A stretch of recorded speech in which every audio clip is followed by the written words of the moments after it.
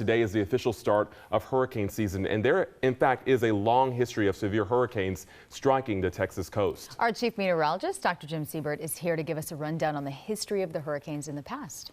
Well, that's right. In fact, some of the most powerful storms on record have hit right here in the Houston area. The Gulf Coast's hurricane history begins with the deadliest storm in U.S. history. The 1900 Galveston Hurricane, a Category 4 storm, ripped across Galveston, flooding the island with a 15-foot storm surge. Nearly every structure was destroyed or damaged. With no sophisticated warning system, the U.S. Weather Bureau urged people to seek higher ground, but the warning went largely unheeded, and as many as 8,000 people perished. The second worst storm to ever hit Texas, Hurricane Carla in 1961. The massive Category 4 storm made landfall near Corpus Christi, but the upper Texas coast took a beating too. More than 100 buildings in Galveston were destroyed. The hurricane was so big, its massive impacts were felt in Beaumont, 180 miles from landfall. Carla did nearly $500 million in damage.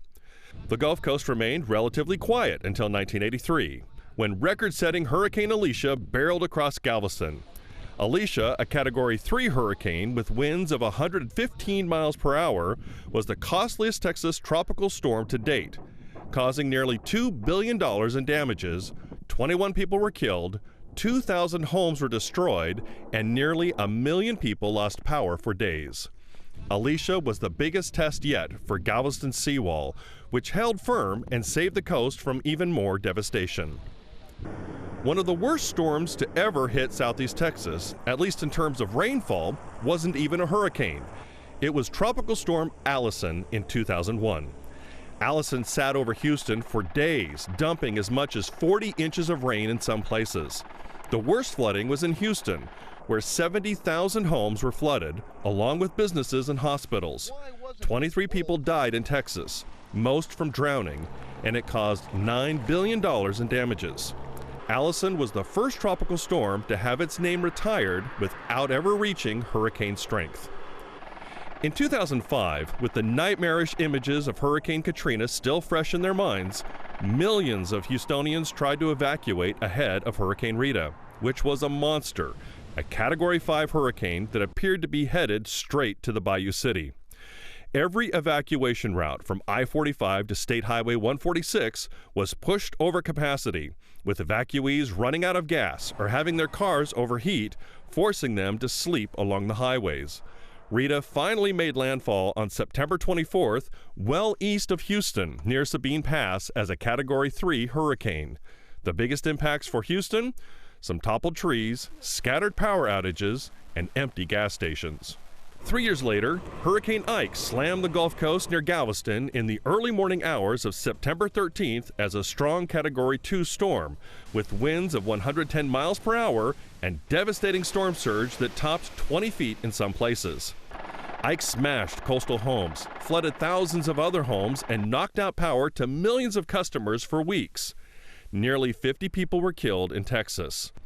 And with nearly $30 billion in damages, it remains the third costliest hurricane in U.S. history, behind Hurricane Katrina and Hurricane Sandy in 2012.